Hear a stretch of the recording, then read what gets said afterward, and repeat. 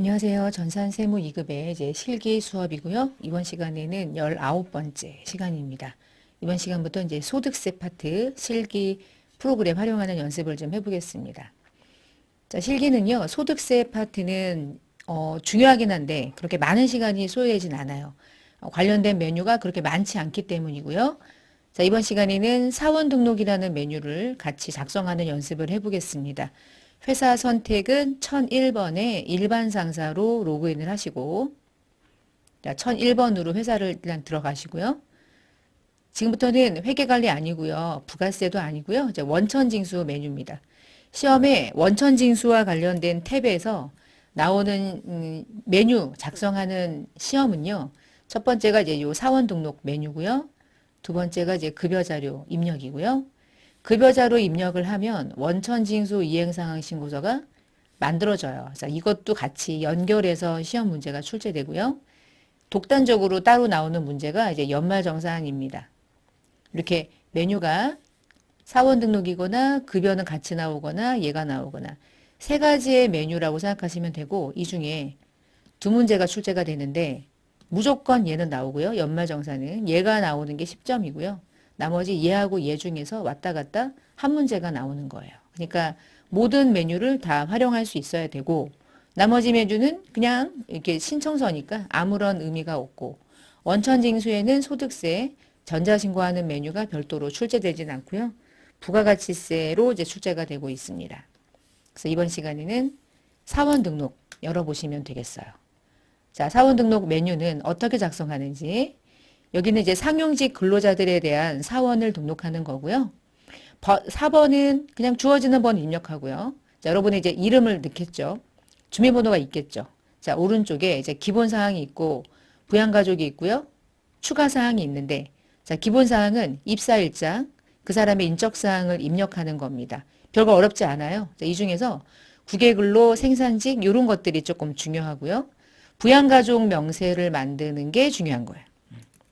우리가 이 한 사람의 부양가족을 입력하는 이유는 이 데이터가 나중에 연말정산할 때 인적공제가 되는 자료가 되고 이 부양가족들을 토대로 의료비, 보험료, 교육비, 기부금 등을 다 공제받는 기초자료가 되기 때문에 부양가족 입력은 뭐 어쩔 수 없이 중요하고요. 사원 등록이 시험 문제가 나오면 부양가족 명세를 부양가족을 입력하는 게 시험에 나오는 거예요. 기본사항은 입력할 필요가 없어요. 기본사항은 그냥 갖다가 넣는 것에 불과하기 때문에 자, 기본사항에 해당하는 내용들을 조금 볼 거예요. 자, 사원 등록 메뉴 중에서 국외 근로 제공, 생산직 여부, 퇴사 일자 그 세 가지가 가장 중요한데 메뉴를 좀 열어볼게요. 자, 여기 왼쪽에 보시면 국외 근로 제공이라고 하는 메뉴에서 이렇게 클릭을 한번 해보세요. 우리가 외국에서 근무하는 근로자에게 월 100, 월 300 정도에 해당하는 비과세를 적용한다는 거를 근로소득을 공부할 때 비과세 공부한 적 있죠. 만약에 이 사람이 그 적용을 받는 사람이면 선택을 하시고 그 적용을 안 받으면 입력을 안 하는 겁니다. 적용 받는 사람만 선택, 안 하면 선택 안 함. 그 다음 두 번째, 생산직 등 여부에서 여부 체크하고요. 그리고 오른쪽에 연장근로 비과세 전년도 총급여 되어 있는데 자, 요 얘기를 이렇게 한번 접근해 볼게요. 자, 이렇게 놓고요. 자, 우리가 생산직 근로자도 있고 사무직 근로자도 있어요. 우리가 시험 보는 거는 제조업이니까. 그러면 생산직 근로자인 경우랑 사무직 근로자인 경우랑 어떻게 입력하냐면 사무직 근로자는 부예요, 부. 생산직이 아니라는 거잖아. 그러면 사무직은 그냥 부를 등록하면 돼. 근데 이게 왜 중요하냐면 사무직 근로자가 부라고 입력이 된 건데 우리 사무직 근로자들도 연장 근무하면 연장 근로 수당을 받을 수 있지만 사무직 근로자들은 연장 근로를 비과세 받을 수 없다고 그랬죠. 급여가 얼마든 상관없이. 그래서요. 생산직에서 부가 되면 생산직이 아니란 얘기니까 연장 근로는 아예 막힙니다. 회색 박스죠. 그러니까 입력이 안 돼요. 그냥 끝나는 거야. 연장 근로는 과세가 된다는 뜻이죠.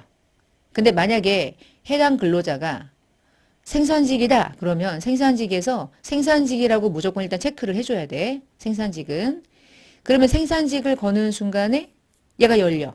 지금 연장 근로가 자연스럽게 메뉴가 열린 걸 보셨죠? 그러면 생산직은 모든 연장 근로를 받는 모든 직종의 생산직은 다 비과세를 받을 수 있나요? 두 가지의 요건을 충족해야 되지 않나요? 첫 번째, 전년도 총급여가 얼마 이하여야 되죠? 3천만 원 이하여야 하고요. 그리고 동시에 월정액 급여가 210만 원 이하일 때 그러한 생산직 근로자일 때만 연장근로 비과세를 받을 수 있잖아요. 그러면 여기 사원 등록이라는 메뉴에서 어떤 걸 체크하냐면 생산직이니 체크, 두 번째 연장근로 비과세가 되니 안 되니를 판단하는 기준은 여기의 기준은 전년도 총급여야. 전년도 총급여가 3천만 원 이하라면 연장근로를 여로 체크해 주시고 전년도 총급여가 3천만 원 초과자면 일단 연장근로는 붑니다. 왜 그러냐면 연장근로가 전년도 총급여가 3천만 원이 초과잖아? 초과면 이번 연도에 아무리 월정액 급여가 210만 원 이하여도 항상 비과세가 적용될 수 없죠. 항상 과세죠. 그러니까 여기서 전년도 총급여가 3천만 원 초과자인 자는 일단 연장근로가 비과세가 되지 않으니까 불을 걸어 주셔야 돼. 그게 기준입니다. 그러면 3천만 원 이하자는요? 일단 생산직 근로자들의 3천만 원 이하자면 연장근로가 비과세가 되는 걸로 여로 체크를 하는데 여로 체크했다고 그래서 이 사람이 만약에 김본인이라면 이 사람의 연장근로는 무조건 비과세가 되냐? 그거는 아까 메뉴 중에 급여 입력하는 메뉴 있죠? 급여 입력할 때 김본인이라는 사람의 월정액 급여를 거기서 확인하는 거야. 그 사람의 월정액 급여가 210만 원 이하면 그때 비로소 연장근로를 비과세가 되고요. 만약에 220만 원이면요. 거기서 다시 과세가 돼요. 그러니까 여기에서 연장근로가 비과세가 된다고 걸어도 과세가 될 수 있어요. 급여가 얼마냐에 따라서. 그건 급여 지급할 때 그때 적용이 되면 돼요. 그럼 여러분이 주의사항은 이 사원 등록 메뉴에서 생산직과 관련해서 생산직이면 체크해 주시고 사무직이면 부 거는 건 불변이에요. 그건 불변인데 거기서 연장근로와 관련된 부분에서 이게 부냐 여냐 이게 체크가 되는 기준은 전년도 총급여를 기준으로 체크한다. 전년도 총급여로 체크를 해주시고 그 전년도 총급여가 3천만 원 초과자면 과세. 그러니까 부. 3천만 원 이하면 여.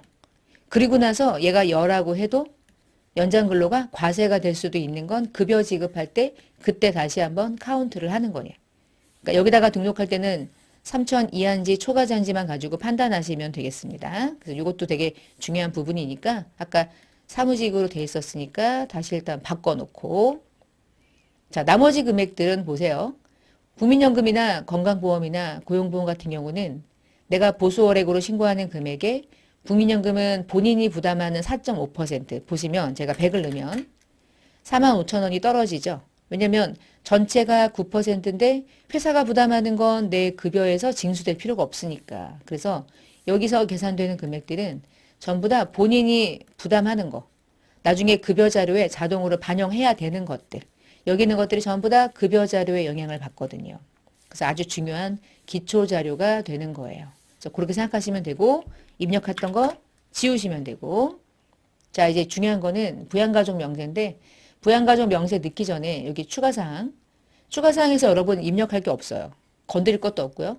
자 중요한 거는 뭐 하나만 설명드리면 소득세 적용률이 우리가 소득세 간이세액표 얘기할 때 원천 징수하는 간이세액표상 100%를 낼 수도 있고 좀 덜 원천 징수할 수도 있고 조금 더 많이 원천 징수할 수 있는 걸 본인이 선택할 수 있다고 그랬는데 만약에 난 120% 하겠다 그럼 120.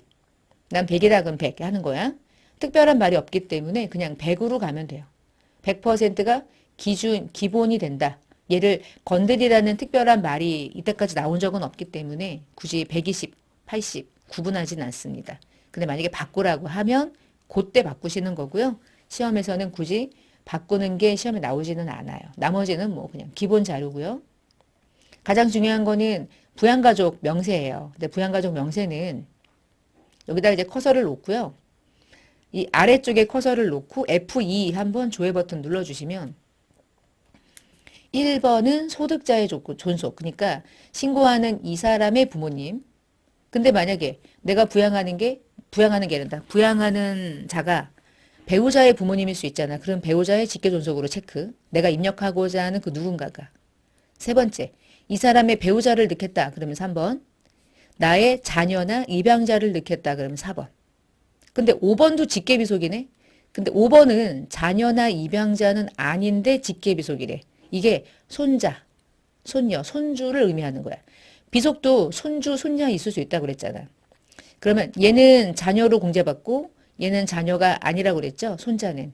그러나 둘 다 세법에서는 직계비속이라고는 부르는 거예요. 자, 그리고 나의 형제자매, 배우자의 형제자매, 기본공제 받을 수 있다고 그랬죠. 요건을 충족하면 소득금액 100만 원 이하, 그리고 나이는 20세 이하거나 60세 이상이거나. 그 다음 내 가족이 아닐 수도 있는 자를 기초생활 수급자를 내가 부양한다. 1번부터 6번까지가 아닌 이외에 수급자를 내가 부양한다. 그럼 7번. 위탁아동을 내가 6개월 이상 유탁했다. 8번. 자, 우리 소득세 공부할 때 기본공제가 되는 대상자, 기본공제가 되는 대상자는 이 소득세법에서 여기밖에는 적용되지 않고 이 외에 기본공제는 공제되지 않는다. 그래서 나의 형제가 아니라 부모님의 형제자매는 삼촌이나 이모고 그들은 공제되지 않는다고 했죠. 여기 안에 있는 대상자일 때만 입력을 한다고 보시면 돼요. 그리고 사실은 여기에 지금 화면에 보이는 요거 있죠? 1번부터 8번까지 그게 요거예요. 쭉 보시면 여기 아래 나와 있는 거 보이시죠? 그러니까 F2를 띄워서 걸어도 되고요. 그냥 바로 입력을 하셔도 되고 보면서 1번은 소득자의 직계존속, 2번은 배우자의 직계존속, 3번은 배우자 이런 식으로 아래 이렇게 보면서 이렇게 아래 보이죠? 이렇게 보면서 입력을 하셔도 되고요. 요거 입력하는 게 우리의 이제 학습 목표예요. 부양가족을 입력하는 게 시험이고요. 어떻게 입력하는지는 이제 자료를 입력하면서 제가 설명을 드릴 겁니다. 아래쪽에 나와 있는 거는 요거였고요. 그 다음에 우리가 기본적으로 이렇게 기본공제를 받으면 기본공제를 받은 사람에 한해서 또 공제해 주는 게 뭐라고 했냐면 추가 공제 있었죠. 자, 이게 기본공제입니다. 그리고 옆으로 가면 추가 공제가 부녀자 공제, 한부모 공제, 70세 이상 경로 공제, 부양하는 가족 중에 장애인인데 기본공제가 되면 장애인 공제. 우리 요 네 가지가 추가 공제인데 추가 공제는 기본 공제가 된 사람에 한해서죠. 기본 공제가 안 됐다. 그러면 아무것도 안 되지. 그치? 기본 공제가 된 사람에 한해서 또 해주고 또 해주고 또 해주고 막 이러는 거예요. 자, 근데 우리가 여기서 입력하는 게 이 사람에 대한 인적 공제거든요. 우리 소득세 신고할 때요. 얘네들은 무슨 공제냐면 소득공제, 인적공제, 소득공제고 우리가 자녀나 출산하면 공제해주는 게 자녀세액공제였죠. 근데 공제 항목은 다르지만 결국은 다 묶으면 인적공제거든요. 일단 기본공제가 된 사람에 한해서 공제가 되는 거니까. 그래서 이 안에서는 인적공제가 되는 것 중에 세액으로 공제가 되는 자녀와 관련된 공제도 같이 입력을 해요. 그래서 여기서 그 모든 것들이 연말정산 자료로 그대로 반영되는 거예요. 자동 계산이 돼서. 자, 그러면 여기까지 얘기했던 내용들을 토대로 이제 하나씩 입력하면서 요 앞에 와서 얘기하고 해볼게요. 그리고 또 하나는 우리가 기본공제를 받으려면 연간 소득금액이 100만 원 이하여야 되는 걸 소득세 이론을 공부할 때 공부했고 그 내용이 그대로 이 안에 적용이 됩니다. 그래서 혹시 몰라서 한번 페이퍼에다가 올려드린 거고요. 예제를 가지고 풀어봐야 돼. 어쩔 수가 없어요. 실기 프로그램은. 자, 해볼게요. 첫 번째 문제. 아래의 자료를 근거로 영업부 사원 김본인의 사원을 등록하고 부양가족 명세서에 세부담이 그러니까 세금을 적게 내는 방식은 공제가 될 수 있는 것들은 무조건 다 등록하라는 뜻이죠. 그래서 공제가 되는 대상자를 입력하래요. 자, 그러면 김본인이 영업부 사원입니다. 이제 알았어. 자, 메뉴를 엽니다. 자, 김본인은요. 아래 김본인의 주민번호 보이세요? 본인의 주민번호는 이쪽에 입력합니다. 항상. 일단 먼저 넣고 들어갈게요. 770-226-201041-318. 그 다음에 입사일자 보고 넣습니다. 2023년도 1월 15일. 자, 내국인이고요. 특별한 거 없어요. 우리나라 사람이고요. 국외 근무지 아니죠. 그리고 국내 근무고요. 사무직이에요. 그러면 생산직이 아니란 얘기니까 생산직에서 부 걸고 아무것도 적용사항이 없죠. 국내 근무니까 국외 근로 체크할 거 없어요. 그리고 주소는 입력하지 않아요. 주소 입력하는 게 그리 중요하지 않기 때문이고요. 아래 보시면 4대 보험에 해당하는 사회보험은 보수월액을 600으로 신고하고 있대. 자, 그럼 여기다가 보수월액에 놓으시고 600, 600, 아래쪽에 600, 이게 3개, 600, 600, 600. 산재보험은 가입한다고 표시. 산재보험을 가입하지 않는 경우는 없고, 고용보험은 누구만 가입을 안 하냐? 대표자만 가입을 안 해서 대표자인지 아닌지만 체크하시는 거예요. 대표자 아니니까 부 그대로 두시고요. 자, 여기까지 하면 사원 등록 기본사항입니다. 어렵지 않죠? 나중에 이 사람이 중간에 회사를 그만둘 수 있잖아. 그러면 중간에 퇴사를 할 수 있거든요. 그때 이 메뉴를 쓸 거예요. 이 메뉴는 중간에 회사를 그만둘 때 퇴사, 중도 퇴사. 시험에 아주 많이 나와요. 중간에 회사를 그만두면 퇴사를 하기 직전까지 받아간 월급을 가지고 중간 정산을 해서 다른 회사에서 연말 정산할 수 있도록 정산해 줘야 되거든요. 받은 급여를 토대로. 그때 이 작업을 반드시 해 주셔야 돼. 이거 아주 중요해요. 지금은 중요하지 않지만 나중에 와서 할 겁니다. 그러면 저 기본사항은 끝났어. 할 거 없어. 끝이야 이게. 자, 이제 부양가족으로 들어와. 부양가족이 핵심이에요. 이 모든 문제는. 자, 부양가족을 입력할 건데 전제 조건이 있어요. 본인과 부양가족은 모두 다 거주자고 주민번호가 혹시 틀리다고 해도 맞는 걸로 가정하래. 실제 주민번호 가지고 못하니까 하는 얘기고요. 이 중에요. 기본공제가 되지 않는 대상자가 있을 수도 있잖아요. 그쵸? 그럼 어떻게 하냐? 아니어도 부로 표시해서 입력을 해야 돼. 이것도 입력하면서 제가 한 개씩 볼게요. 자, 저 엽니다 이제. 자, 김본인부터 볼게요. 자, 김본인은 주민번호까지 돼 있고요. 이 기본공제에 본인으로 무조건 걸려. 본인은 무조건 기본공제가 되니까. 자, 그 다음에 본인이 만약 부녀자거나 한부모거나 자기가 70세거나 자기가 장애인이거나 그러면 체크를 하는데 어느 것도 해당 사항이 없네요. 왜냐하면 배우자가 있어요. 배우자가 있다는 얘기는 한부모가 아니란 얘기죠. 두 번째, 부녀자는 여성만 받는 거죠. 남성이잖아요. 본인은 77년생이에요. 70세 아니고요. 본인이 장애인이라는 말이 없어요. 그럼 본인은 끝났고 두 번째, 본인은 세대주래.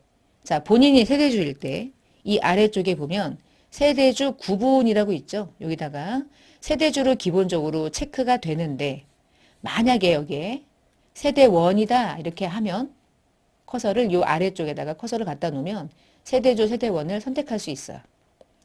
특별한 말이 없으면 항상 세대주로 등록이 돼 있습니다. 그리고 이렇게 잘못해가지고 엔터를 치면 마동탁으로 커서가 넘어가 다시 김본인에다가 커서를 올려놓으시고 다시 오른쪽으로 오시고 자 그럼 김본인 본인에 대해서는 본인 공제 받고 끝이죠. 그러면 그 다음 줄. 자 이제 입력합니다. 김길동이 누군지 봐야 돼. 김본인의 부친이래. 그럼 나의 부친이네. 나의 부친이면 몇 번이죠? 소득자의 존속이니까 1번 이렇게 입력할게요. 자 이제 이름을 입력하시고요. 내국인이고 주민번호로 체크하신 다음에 주민번호 입력하는 거예요. 자 그러면요. 나이가 계산이 돼요. 여러분 주민번호를 반드시 입력하도록 하거든요. 왜냐하면 나이 계산을 해야 되니까 47년생이야. 나이가 76세야. 그러면 이 사람은 무조건 기본공제가 되냐? 아니죠. 봐야죠. 소득이 없어야죠. 소득이 없네. 그럼 여러분 김길동은 완벽한 기본공제가 되는 대상자인 게 맞죠? 자 그러면 김길동은 기본공제가 돼요. 그러면 60세 이상으로 기본공제를 받은 거니까 체크를 하면 김길동이라는 사람이 추가로 공제받을 수가 있는 게 있는지 나이를 가지고 판단할 수 있는 건 유일하게 경로자란 말이야. 그치? 경로우대는 70세 이상일 때 받을 수 있으니까. 76세면 기본공제 60세 이상으로 하나 받고 경로자 우대공제 하나 받죠. 더는 없죠? 픽스. 자, 위탁관계 굳이 입력 안 해도 돼요. 자, 그 다음 칸 내려가면 김길동 끝났어요. 두 번째, 맹순자 씨. 누구죠? 나배우의 모친이래. 나배우가 누구지? 나배우? 배우자죠? 그러면 배우자의 존속이니까 몇 번을 걸면 될까요? 2번. 배우자의 직계존속. 맹순자. 자, 그다음에 이름은 맹순자. 주민번호 넣을게요. 491213 2055. 자, 일단 나이는 74세야. 자, 위에 봅시다. 74세니까 나이는 요건을 충족했잖아? 그러면 그 다음에 충족해야 되는 거는 소득금액. 양도소득금액 100만 원. 양도소득금액 100만 원이면 딱 100만 원 이하네? 소득금액 충족하죠? 그 다음에 한 번 더. 이 맹순자 씨는 나랑 같이 사는 게 아닌가 봐. 주거 형편상 별거 중이래.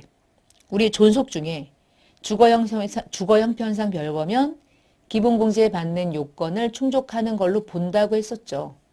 그러면 이분도 60세 이상이면서 74세, 70세 이상으로 기본공제 받을 수 있겠네요. 그쵸? 나이를 보고 나이는 자동으로 걸려요. 경로 우대로. 체크됐죠? 자, 그럼 맹순자 씨까지 해결. 이렇게 넣는 거예요. 자, 그 다음에 나배우는 누굽니까? 배우자래. 배우자는 3번. 이름 넣고 주민번호 801-226-2056-917. 자, 봅시다. 나배우는 배우자인데요. 이 배우자는 나이 요건은 필요 없고 배우자는 소득금액만 100만 원 이하여야 하면 되는 건데 자, 지금 보니까 부동산 임대 소득금액 그 얘기는 사업소득금액이란 뜻인데 사업소득금액이 250이네. 소득금액이 100만 원을 초과하는데요. 소득금액 100만 원 초과하면 이 사람은 아무리 배우자여도 기본공제를 받을 수 있나요? 없죠? 자, 이론을 공부해야 프로그램을 할 수 있는 거거든요. 기본공제 안 되는 거 아시겠죠? 자, 안 되면 나배우를 입력을 안 하냐? 아니, 입력하는데 부걸으래. 부걸면 아무것도 안 걸려. 근데 나배우를 왜 입력하냐? 혹시 나배우의 의료비를 공제받을 수 있잖아요. 의료비는 소득금액에 제한이 없잖아요. 그래서 반드시 입력은 하는 겁니다. 부양하는 가족이라면 반드시 입력을 해요. 단 기본공제에서 어떤 요건을 충족하지 않으면 그때 부 표시하는 거예요. 부는 공제가 안 된 걸로 입력한 거지만 그렇다고 해서 입력을 안 한 건 또 아니야. 입력해야 돼. 나중에 얘가 그대로 모든 자료가 연말정산 자료로 넘어가기 때문에 입력을 안 해버리면 나배우의 의료비를 공제받을 방법이 없어요. 이렇게 하면 나배우를 끌어올 수 있거든요. 그래서 반드시 입력을 하는데 그래서 문제에서 알려주는 거야. 기본공제가 안 되더라도 어떻게 하래? 부표시하래. 이거 한 거야 지금. 부표시. 반드시 입력하고 공제 안 된다면 부 표시하는 겁니다. 나배우 입력하는 거고요. 공제는 안 돼요. 자, 이제 김토성을 볼게요. 김토성은 누굽니까? 자녀요. 자, 자녀면 우리 4번에 직계비속 자녀 체크하시고 주민번호 13062-4061-316. 자, 10살이에요. 20세 이하죠? 소득만 없으면 되죠? 소득이 없대요. 완벽해요. 그런데 20세 이하면 일단 여러 가지를 봐야 돼. 20세 이하면 부녀자는 절대 아니죠. 한부모도 아니죠. 경로자도 아니죠. 근데 이 자녀 오른쪽에 보세요. 장애인으로 중증환자 장애인이래.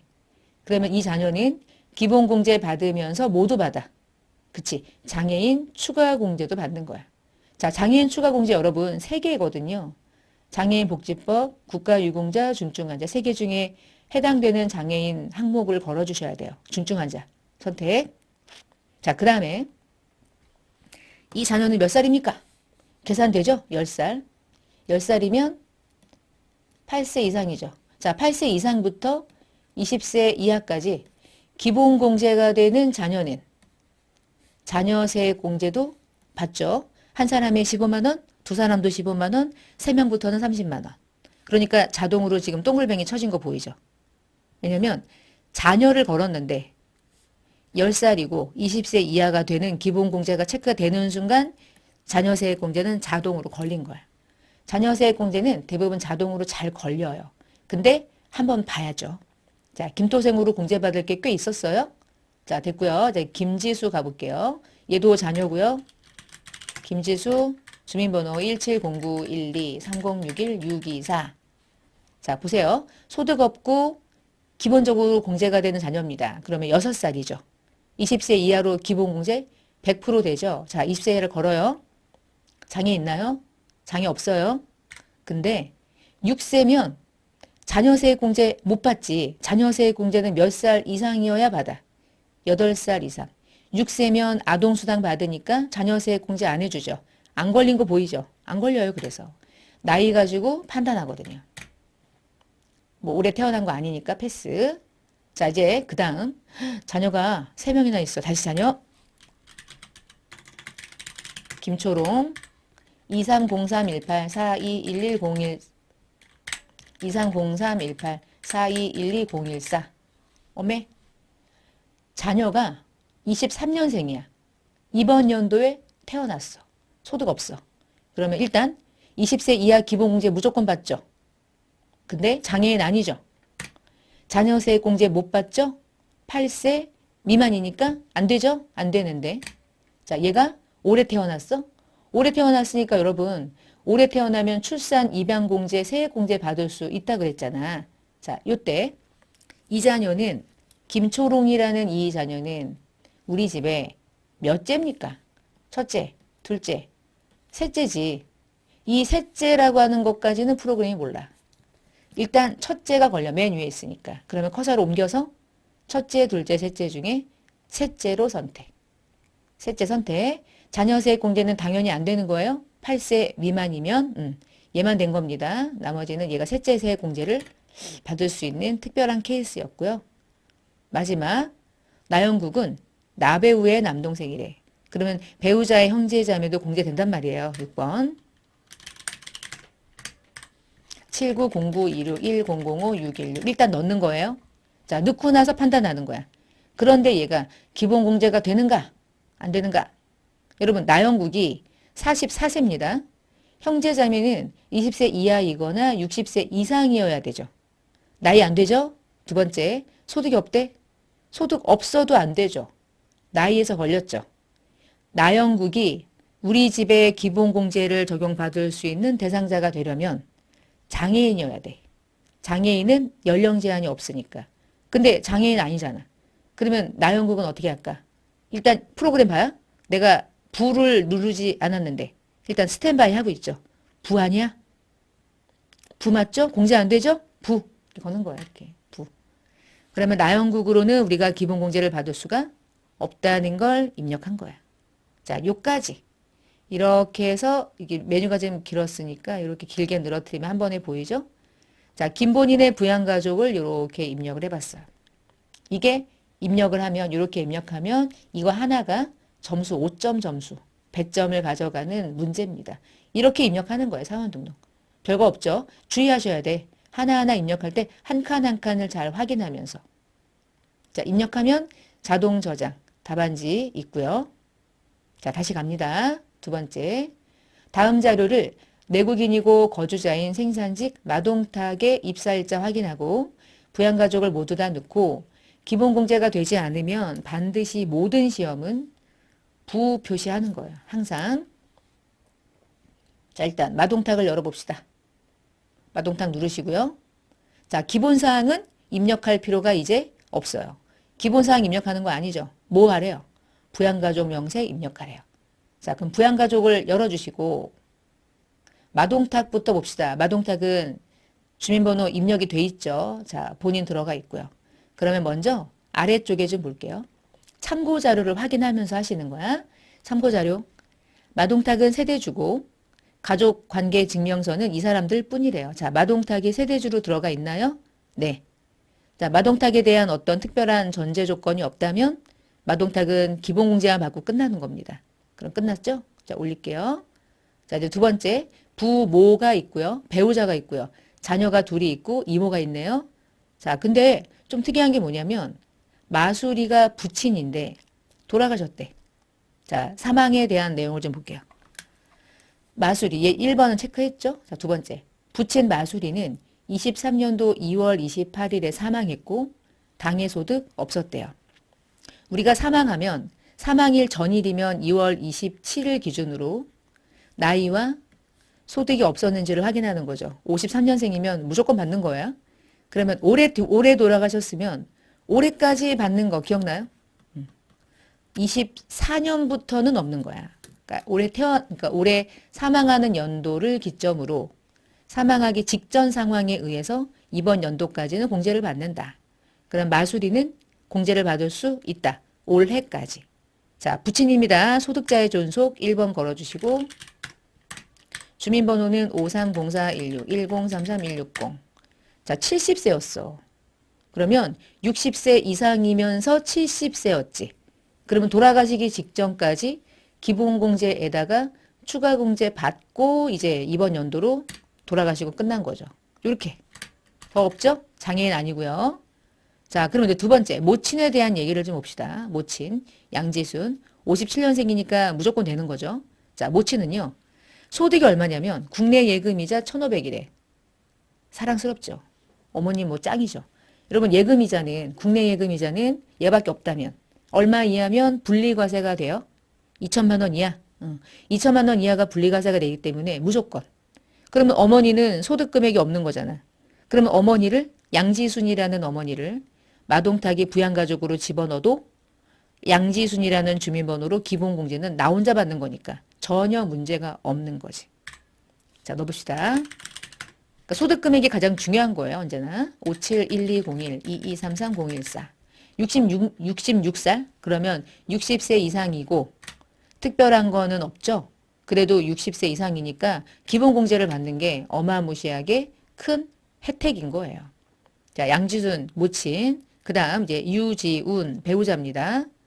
자, 배우자는 일시적인 인적 용역이 500이 있었대요. 분리과세를 신청했대. 여러분 분리과세를 신청할 수 있는 이유는 500만 원이면 일시적인 인적 용역이니까 우리 60%만큼 필요경비 공제가 되는 거죠. 그러면 40%에 해당하는 금액이 5, 4, 20, 200이잖아? 우리 공부한 거. 기타 소득 금액이 300만 원 이하면 분리과세를 신청할 수 있다. 유지우는 똑똑했다. 본인이 이 금액 가지고 종합소득 신고해봤자 신고할 것도 없고 소득도 없고 공제받을 것도 없거든. 누구 밑으로 들어가고 분리로 끝내는 게 나아요. 남편 밑으로 들어가고 분리과세로 종결시키는 게 세금을 최소화하는 입장에서 훨씬 유리하죠. 그러면 유지우는 소득 금액이 제로가 됐기 때문에 유지운을 부양가족으로 들어가는 것이 전혀 문제 없는 거예요. 그쵸? 배우자는 3번 이름 넣고 주민번호 830630 2054-517 나이는 상관없죠. 배우자로서 유지운은 나의 부양가족이 될 수 있는 거예요. 특별한 케이스 아니니까 넘어가시면 되고 자 배우자까지 넣습니다. 자 마연우 자녀 좀 볼게요. 두 번째 자녀 일단 여러분 자녀 나오면 무조건 넣는 거예요. 주민번호까지 넣어.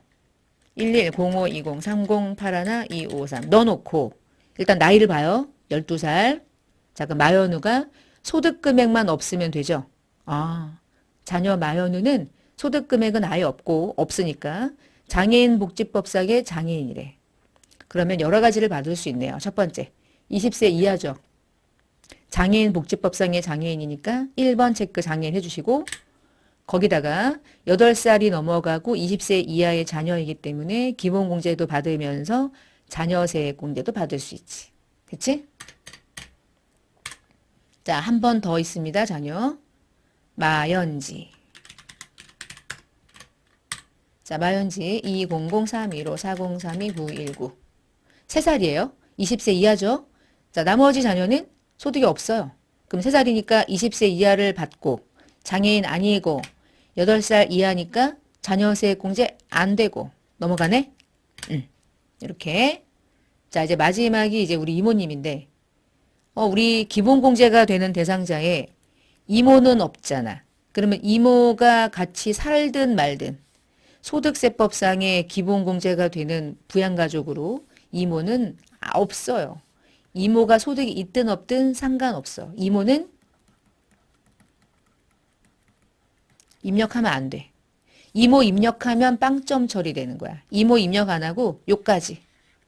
이모는 입력하면 안 됩니다. 그냥 요시까지 입력하면 100점. 자, 이모 삼촌은 입력하면 안 돼. 이모 삼촌이 만약에 수급자면 수급자로서 공제받을 수는 있어. 근데 그런 경우는 나온 적이 없어요. 너무 슬프잖아. 그치? 이모는 삼촌은 내가 너무너무 사랑하는 가족이지만 공제는 안 된다. X. 요까지. 이게 답. 자, 요런 식. 요런 형태로 이제 입력하는 거예요. 답안지 있으니까 확인하시고요. 자, 또 한번 해봅니다. 한다정이라는 사람을 이제 선택하시고요. 한다정의 기본사항은 등록되어 있기 때문에 부양가족만 등록하면 되겠어요. 부양가족 볼게요. 최소화하도록. 기본공제가 안 되면 부로 표시한다. 자, 한다정 이름이 예쁘네. 자, 이름이 예쁘다는 얘기는 무슨 얘기냐? 일단 여성 근로자야. 자, 그러면 여성 근로자일 때 우리가 딱 나오자마자 처음에 조심할 게 뭐냐면 여성 근로자네? 이거가 될 수도 있고 혹시나 이거 될 수도 있어. 그치? 자, 그럼 봅시다. 본인이 여성이고요. 모친 있고요. 딸도 있고요. 아들도 있고 언니도 같이 살아. 얼렐레? 쭉 보니까 남편이 없어. 여러분 남편이 없네요. 남편이 없으면 누구죠? 혼자네. 그치? 자, 그러면 혼자서 부양가족을 거느린다는 얘기는 일단 부녀자를 받을 수 있다는 얘기인데, 자, 부녀자를 받을 수도 있는데, 두 번째, 이 여성은 남편이 없는 혼자서 20세 이하의 자녀가 있네요. 여러분, 자녀가 있는 남편이 없는 여성은 한부모도 받을 수 있잖아. 그럼 둘 중에 뭐가 더 유리하다고 그랬죠? 한부모가 더 유리하다고 그랬죠. 기억나세요? 자, 그러면 이때 여러분 부녀자는요. 여성일 때만 메뉴가 열려요. 남성일 때는요. 여기 남자잖아요. 부녀자가 안 열려. 여성일 때만 부녀자가 열려요. 근데 여러분 부녀자 공제 받아요? 한부모 받아? 한부모를 받아야 되지. 그러면 한부모를 받고 싶어. 근데 한부모가 키가 안 들어가. 자, 여기서 주의할 거. 한부모가 왜 지금 메뉴가 안 열리냐면 한부모라고 하는 걸 밑에서 입력을 해줘야 돼. 그러니까 무슨 얘기냐. 자녀가 입력이 돼야 한부모가 그때 열려. 당연한 거 아닌가, 그치? 한부모를 받아. 자녀도 없으면서. 그러면 어떡해? 그러면 한부모를 받는다는 건 아시겠죠? 그러면 체크해 놓고요. 어떻게 하냐면 나머지를 입력하다 보면 자녀가 들어가는 순간 한부모가 열려요. 자, 이제 그거를 경험하는 거예요. 입력을 해볼게요. 자, 그러면 이제 한부모 받을 거야. 체크 해놓고 밑으로 가. 자, 이제 모친부터 넣어봅시다. 소득자의 존속이죠. 하고 460730-244-5678 77세고 소득이 없어. 근데 주의사항이 있어. 거주를 미국에 한대. 주거 형편상 별거가 아니야. 그냥 거주가 미국이야. 그러면 여러분 이렇게 주거 형편상 별거가 아닌 경우는 기본공제를 절대 소득세에서 해주지 않아요. 그럼 어떻게 해? 부치는 부. 그러면 70세 이상이고 자시고 부. 어떤 것도 적용되지 않고 자, 모치는 공제가 되지 않는 자, 부. 자, 두 번째 이제 김성유 딸입니다. 03080541234456 딱 20세네요. 20세 소득 없고 일본 유학 중이래. 자녀는 어디에 있든 기본공제가 된다고 그랬죠. 그리고 소득이 없어요. 딱 올해까지 받을 수 있어요. 자, 20세 이하를 겁니다. 그리고 장애인 아니죠? 딱 20세까지 자녀세 공제 받을 수 있어요. 받았죠? 자, 보세요.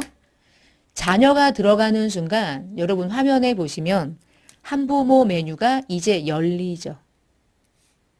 이제 입력할 수 있죠. 까먹기 전에 입력을 얼른 해야 돼. 저는 그래. 얼른 올라가. 얼른 걸어놔야지. 해놓고 나중에 안 걸면 의미 없는 거니까. 자, 딸내미 넣는 순간 한부모가 열렸어요. 자, 그럼 다시 갑니다. 자녀가 또 있어. 김호식.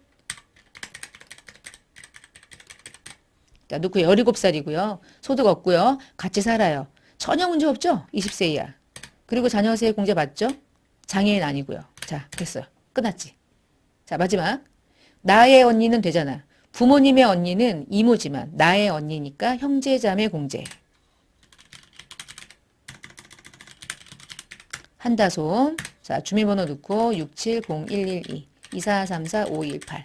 여기서 언니는 56세예요. 일단 프로그램은 어떻게 생각하고 있냐면 공제가 안 될 것으로 알고 있어. 나이에서 걸린 거니까. 근데 언니는 어마무시한 소득이 있었어. 복권 당첨. 근데 우리가 공부했죠? 복권 당첨은 무조건 분리과세가 되기 때문에 언니는 소득금액 빵. 분리과세가 끝났다는 얘기는 종합소득금액이 빵. 그러면 언니는 소득 없는 것과 동일. 근데 소득금액이 없어도 안 돼. 56세니까. 와, 그러나 마지막. 중증환자 장애인이래. 여기서 끝났네.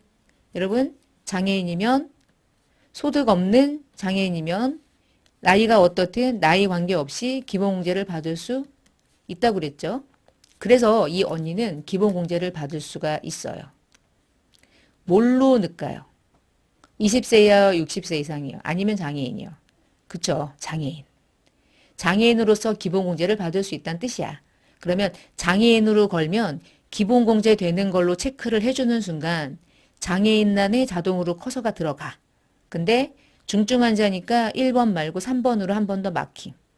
그리고 마무리. 인적공제 받는 방식입니다. 사원 등록하는 방식이 되겠어요. 이렇게. 어떠세요? 너무너무 어렵거나 그런 느낌보다는 괜찮겠구나. 근데 실수를 줄이는 게 제일 중요한 거야. 여러분은 실수를 최대한 줄이면서 입력한다. 이렇게 입력하는 방식을 좀 취하시면 되겠습니다. 자, 그러면 제가 그 아래쪽에 이제 1002번에 결산상사 해가지고 이 문제 하나, 엄태식 한 명, 그리고 이제 신나라 씨 해가지고 이제 두 개. 두 명의 사원 등록을 마무리를 해볼게요. 자, 지금은 1002번으로 회사를 변경하겠습니다. 회사를 변경하시고요.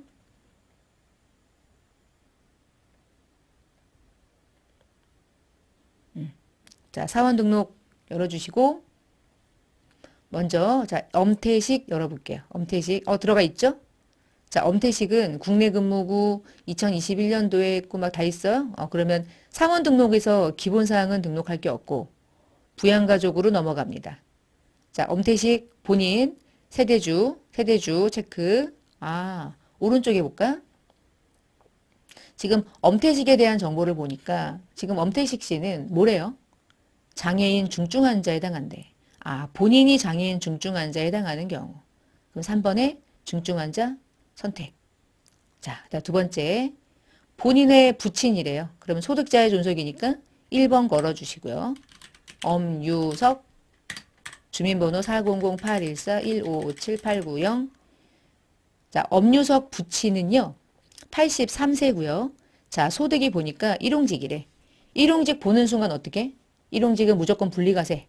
무조건 분리과세면 기본공제 무조건 가능. 소득 없으니까. 소득 신고하지 않는 자니까. 그러면 60세 이상이면서 83세니까 경로 우대 받죠? 장애인 아니죠? 나머지는 대상이 없죠. 두 번째. 본인의 모친이래. 자, 소득자의 존속. 진유선, 주민번호 430425-2631-211. 80세. 자, 어머니. 사적연금 소득이 1200만 원 이하면 분리과세가 가능하죠. 어머니가 똑똑하시죠. 분리과세 했대.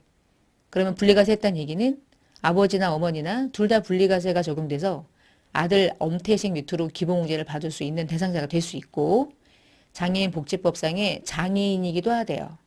그러면 이렇게 해볼게요. 60세 이상으로 일단 받고요. 기본공제. 경로 우대 받고요. 장애인 복지법상의 장애인도 받고요. 이분으로 공제받는 금액이 어마무시한 거죠. 기본공제 150, 경로 우대 100, 장애인 200. 그러면 450 이렇게 받는 거지. 자, 그 다음에 이제 배우자입니다.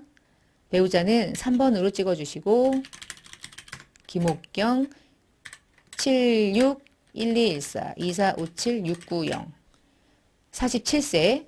자, 배우자는 총 급여액만 500이래. 우리 총 급여액만 500이면 그래 너도 100만 원 이하로 쳐줄게 있었죠? 그러면 이 배우자도 기본공제를 받을 수가 있죠. 지금까지 다 받을 수 있네요. 자, 이제 장남이 들어옵니다. 4번. 장남 엄기수. 주민번호 990505-1349-871. 소득이 없어요. 그런데 나이가 24살이에요. 24살인 소득이 없는 자는 나이가 20세를 초과하기 때문에 공제받을 수 없죠? 그럼 부니까 어떤 것도 적용되지 않음. 두 번째, 이제 두 번째 자녀 엄시영 050214 4652148 18살 고등학생 소득 없음 완벽한 대상자 20세 이하 동시에 20세 이하에 해당하기 때문에 자녀세액공제 한 번 받고 그러니까 자녀세액공제는 20세까지 받는다고 보이면 되겠지. 자 마지막에 맨날 나오는 게 막 이래. 3초는 입력하면 빵점 처리되는 거야. 입력하면 안 됩니다. 그대로 마무리하시면 돼요. 엄지형까지 입력합니다. 그 이유는 입력하시면 안 돼요. 됐죠? 동그라미가 그 자리에 잘 들어가 있는지 번호가 맞는지 이게 채점이 되는 방식이에요. 마지막 한 번 더 합니다. 자 신나라씨 불나라씨 하는데 얘는 신나라라는 사람을 코드 201번으로 등록을 하래. 자 넣어볼게. 201번 이렇게 해서 신나라 주민번호는 요 아래 있겠죠? 75042012345667 입사일자는 2023년도 0801 내국인이고 특별한 거 없으니까 추가로 사원 등록 중에 기본사항은 건드릴 게 없어요. 자 오른쪽으로 바로 넘어가서 부양가족을 이제 해봅시다. 본인 여성 세대주래. 세대주. 여성이 세대주야? 남자구나. 아 신나라는데 여잔 줄 알았어. 남자야. 세대주 남자. 깜짝. 남자.